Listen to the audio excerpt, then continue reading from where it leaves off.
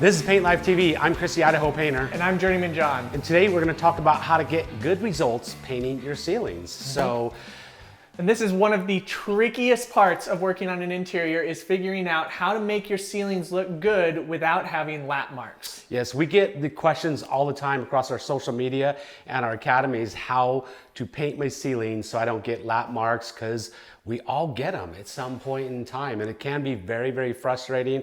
And so we do have some really cool tips and tricks, and one of them is lighting. And we're going to talk about lighting, how that affects your ceiling, and how the lap marks will show up more or less according to the lighting. And then we'll just talk about some of the tools that will give you better results too. So you have two options. Typically, you can either roll your ceilings or spray your ceilings.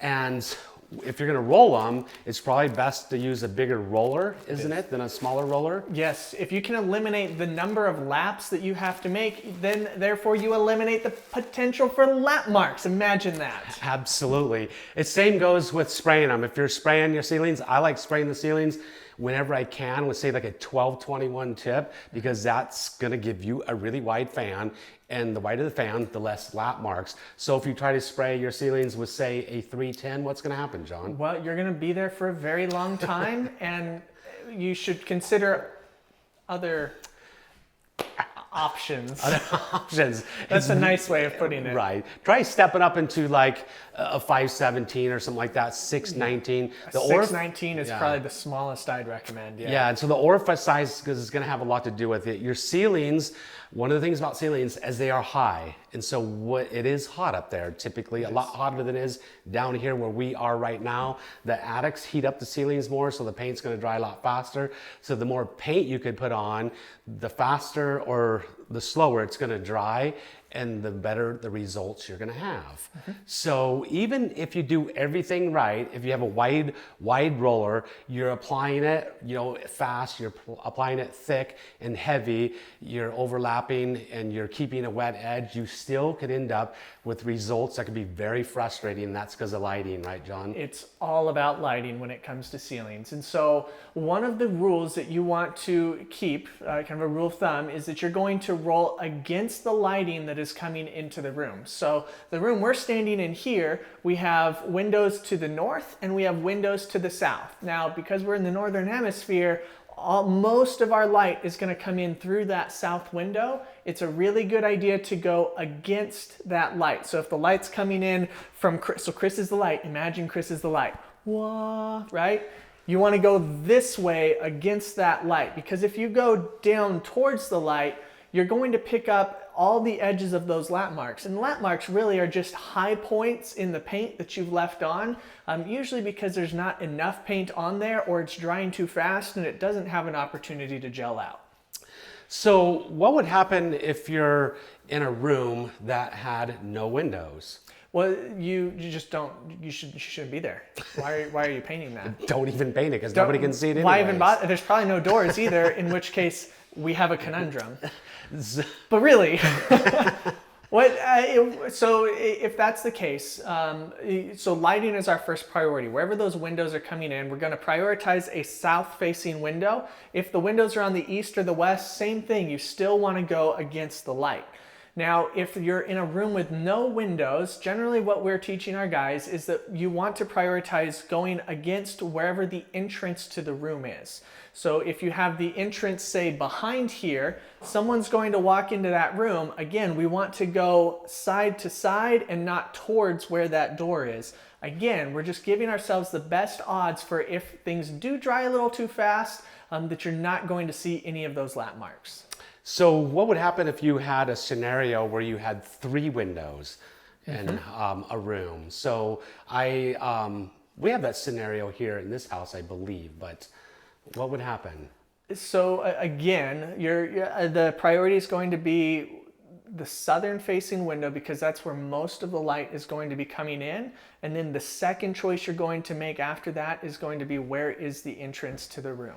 So one of the decisions is, if you got multiple windows, you're really trying to determine where the sun is going to shine in through what window the most. Ideally, yes. So if you've got a really, like if the house has a lot of shade on one side, that window really becomes a non-factor and you don't have to think about that.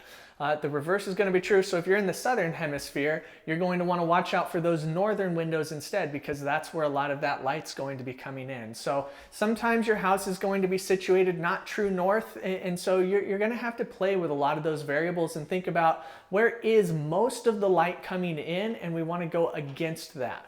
Yeah. I know, there was a situation one time in my career, we were spraying ceilings, and I sprayed the ceiling. It had a light source coming in out of one window, and only one window, and I went by all the rules according to lighting, sprayed the ceiling, and I sprayed it 4 times. And I sprayed it one time, didn't look good, sprayed it, and then I started changing directions, trying to figure out, and it was just really, it came down to just spraying. So it wasn't necessarily lighting, it was just because it was being sprayed and the lap marks were just showing. And then when we turned around and rolled it, after we decided we're not going to spray it for a 5th time, it looked good. And so, sometimes just spraying isn't the way that's going to work. I think sometimes you're just going to have to determine what's going to work best. I mean, first you're going to start off with, your lighting, and then some of it's convenience and speed also. How fast do you need to get the ceiling done? Yeah. So, I mean, you can spray it faster than you can roll it. Yeah, you can. And really when it comes down to it, lap marks are just shadows that are being cast across that ceiling. And so you've got to figure out, if you've got lap marks, what's causing those little shadows? Do you have fingering on the tips of your gun because you don't have enough pressure, or your pump's not big enough?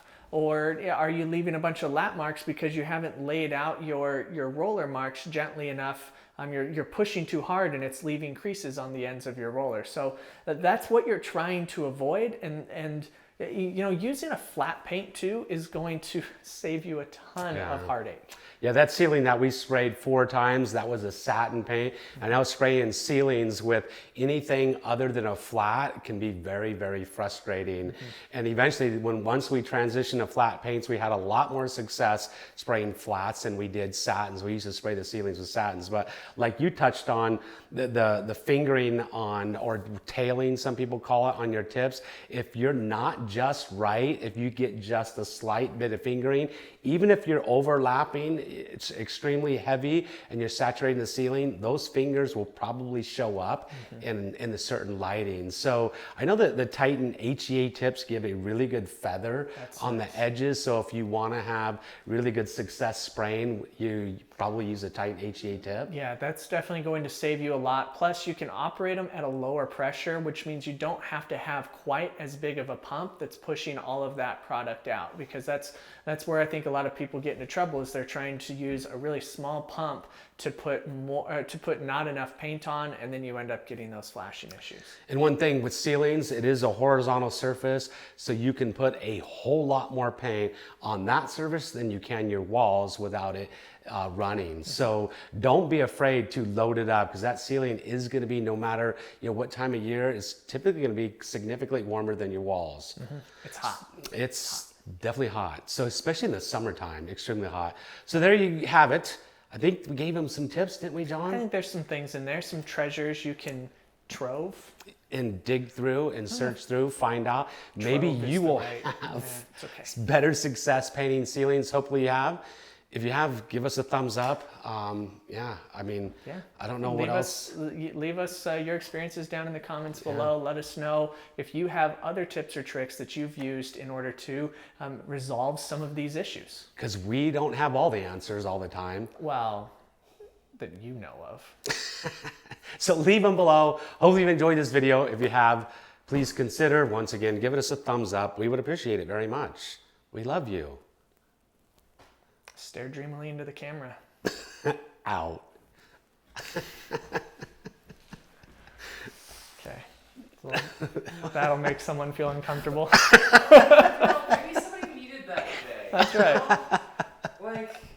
I don't know why I make sure that. my address isn't listed on the internet. I don't know where that came from. A real rough day, and They need some. Yeah.